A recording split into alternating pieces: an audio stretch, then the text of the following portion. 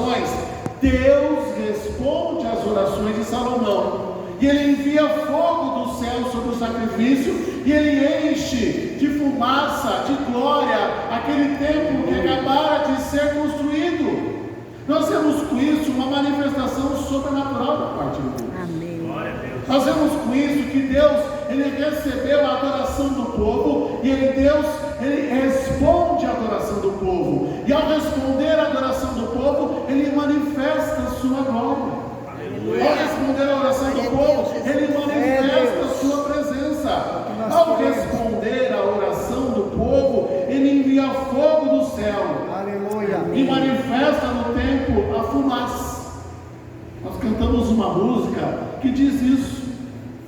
E no Antigo Testamento, esse fogo vindo do céu e essa fumaça no templo simbolizava a presença de Deus no meio do povo. Amém, aleluia. Era Deus presente no meio do povo. Ele fez a mesma coisa quando o tabernáculo foi inaugurado. Ele respondeu com fogo do céu e encheu o lugar com a presença dele, com a fumaça. Ele fez isso da mesma forma no Novo Testamento, como está relatado em Atos 2. Porque a Bíblia diz ali que pousou sobre a cabeça daquelas pessoas línguas como de fogo. Aleluia. Como do fogo. E era a presença de Deus no meio daquelas pessoas. Então, quando Deus ele se manifesta respondendo às nossas orações, ele manifesta a sua presença.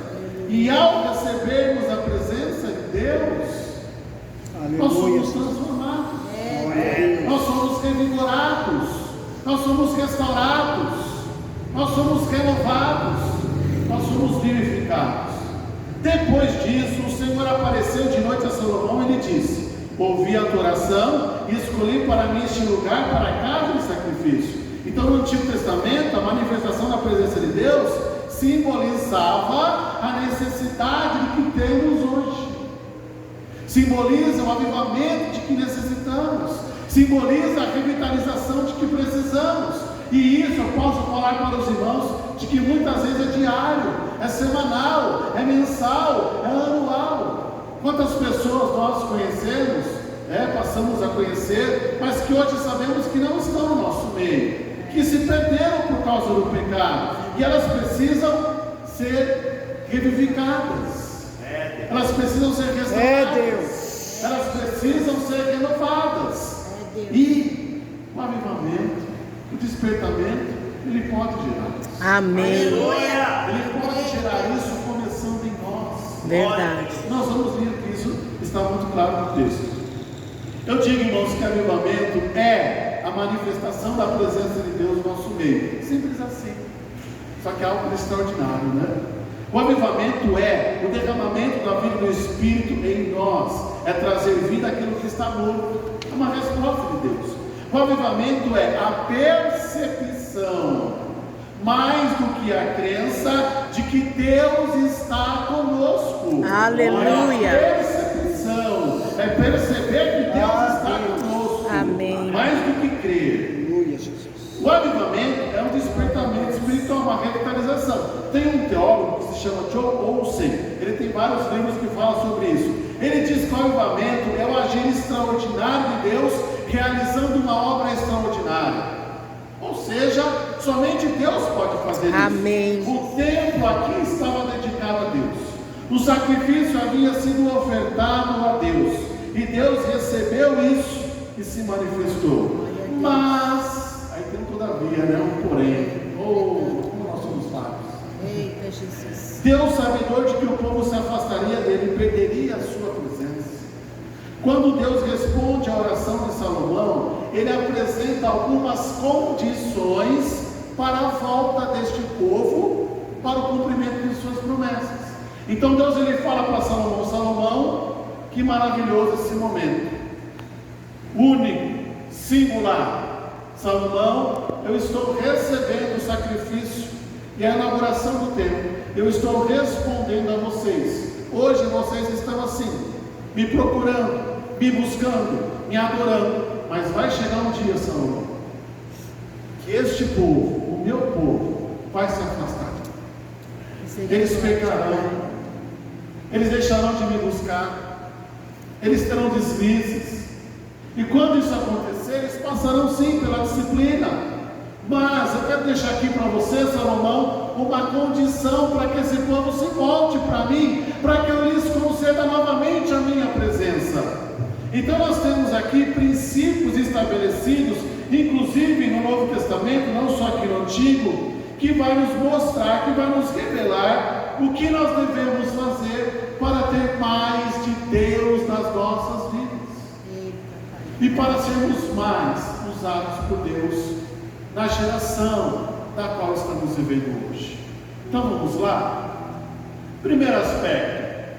E se o meu povo, vocês vão decorar esse versículo hoje. Amém. E se o meu povo, podemos afirmar que esse despertamento espiritual, ele começa no meio do povo de Deus. É no meio da igreja, é daqueles que já aceitaram a Jesus Cristo, é daqueles que já se entregaram a Deus, e depois que a igreja vivencia esta realidade, depois que a igreja está cheia do Espírito Santo, ela sai a campo para resgatar novas vidas, para que possam viver também esta realidade. Eu falo, irmãos, que o derramamento do Espírito Santo ou o avivamento são promessas de Deus para o povo de Deus. Não é para os descrentes, é para o povo de Deus. Então, como nós vimos aqui, o avivamento é uma revitalização espiritual, é um despertamento espiritual. Primeiro as pessoas passam por uma salvação, depois as pessoas elas experimentam uma vida com Deus. Às vezes nós falhamos, e quando nós falhamos, nós precisamos ser renovados, restaurados, recomeçar. Então, quando Deus ele se manifesta, primeiramente, ele se manifesta no seu povo e depois através do seu povo. Então, eu posso dizer que essa bênção da parte de Deus, essa cura, ou restauração, ou recomeço, a manifestação da presença de Deus, o seu agir extraordinário, são promessas para o povo de Deus. Glória a Deus. Ou seja, para mim e para você. Amém. Ele mesmo diz aqui no versículo: e se o meu, aleluia, Jesus. e se o meu povo me buscar, e se o meu povo se dedicar a mim, e se o meu povo aceitar o meu convite, e se o meu povo praticar a minha ordenança. Só que nós percebemos aqui que para recebermos mais da presença de Deus, ou essa revitalização, esse despertamento, nós temos umas condições, que inclusive aqui já se inicia pela partícula se. Se vocês fizerem, se vocês atenderem, se vocês aceitarem, se é uma condição. Então essa promessa da parte de Deus, ela está relacionada, ela está condicionada à obediência.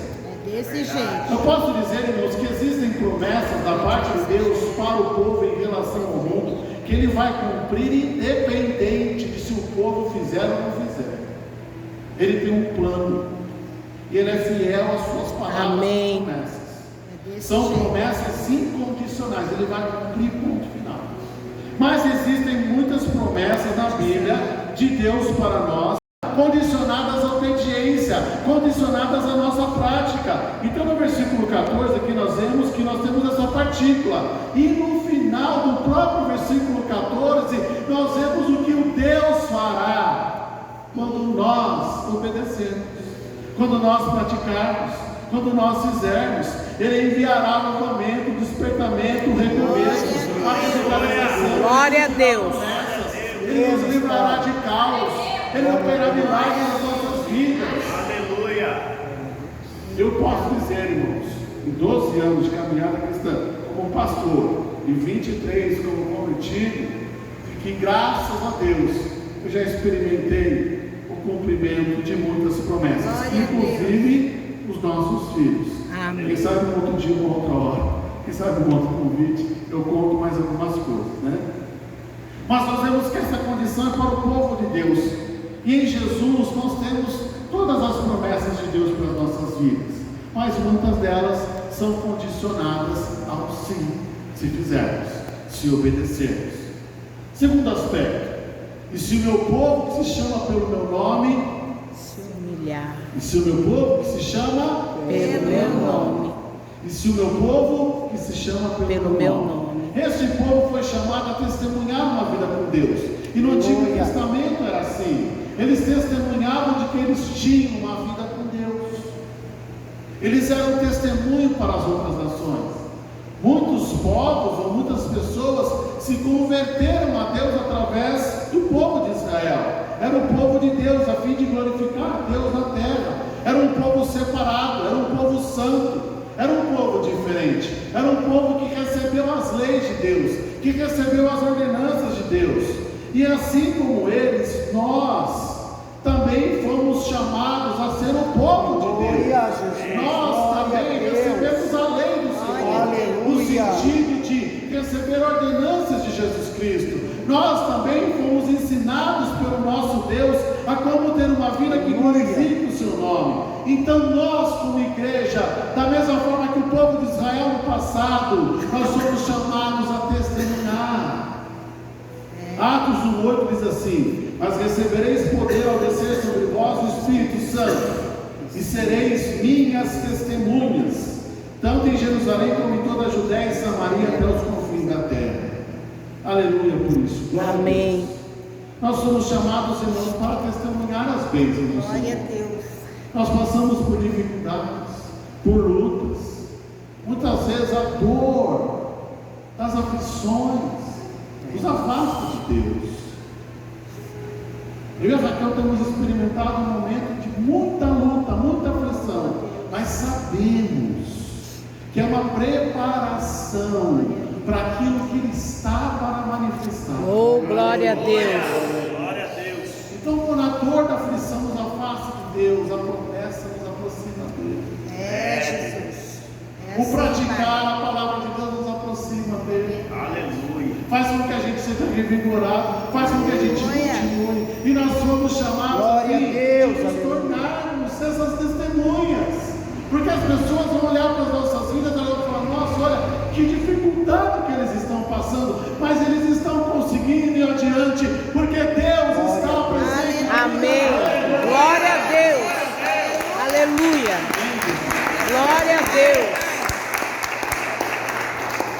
Nós somos chamados, irmãos, a ser capacitados com o poder do Espírito Santo, sermos um instrumento poderoso aonde Deus nos implantou, seja no nosso lar, seja no nosso trabalho, seja no momento do lazer. Todos nós temos a presença e o poder do Espírito Santo para abrirmos a nossa boca e testemunharmos do Evangelho, da nossa vida com Deus para as pessoas que estão ao nosso redor. Amém.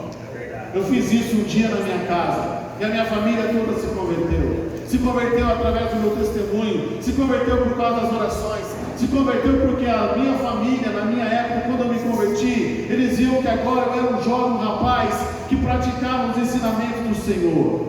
E quando nós praticamos os ensinamentos do Senhor, Aleluia. nós, irmãos, passamos a nos tornar pessoas santas, santificadas, livres do pecado, porque agora nós passamos a fazer parte da família da igreja, da família de Deus, da igreja de nosso Senhor Jesus. Amém. E quando nós praticamos aquilo que o Senhor está nos dizendo, nós começamos a nos tornar cada vez mais parecidos com o nosso Deus.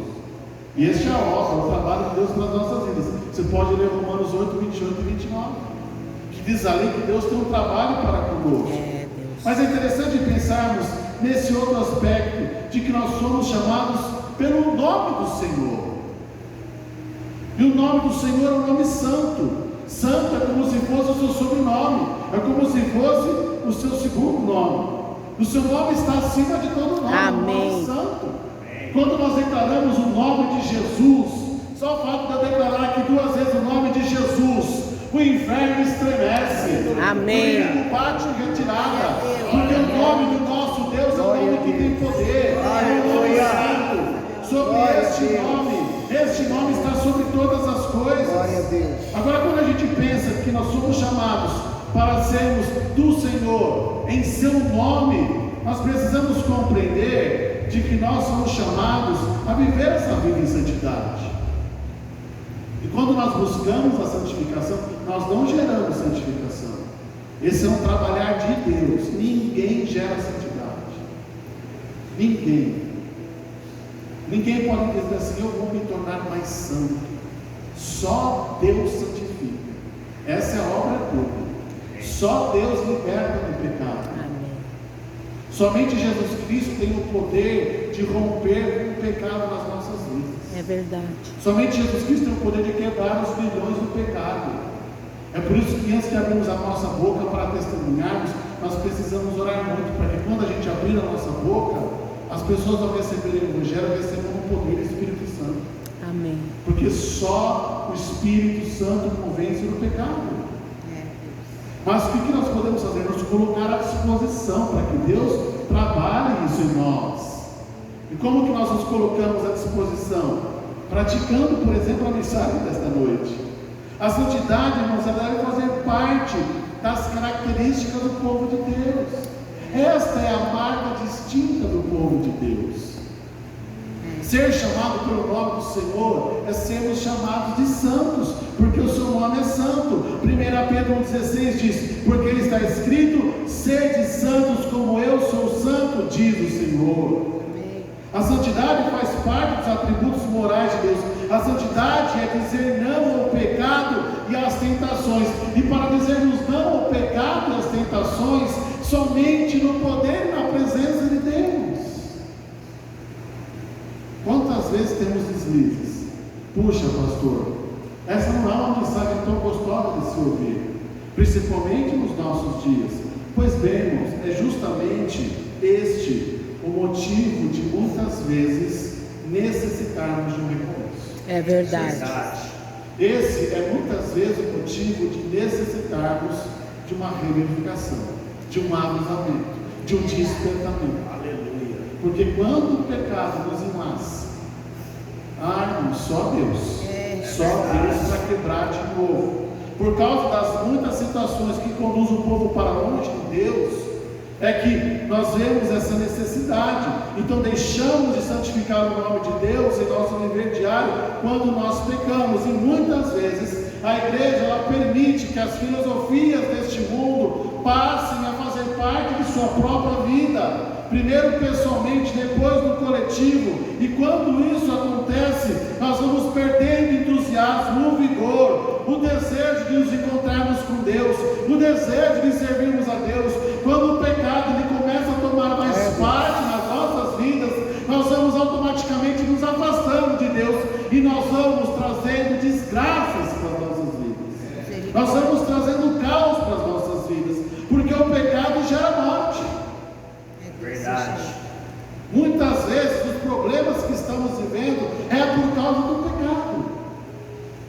Muitas vezes as aflições das quais nós estamos enfrentando é porque nós erramos, falhamos, pecamos, deixamos de observar as Escrituras, deixamos de orar, deixamos de jejuar, deixamos de buscar ao Senhor, deixamos de buscar a sua presença. E a principal característica do juízo de Deus sobre o povo é de que ele retirava a sua presença. Por quê? Porque Deus não coabita com o pecado. Verdade. Verdade.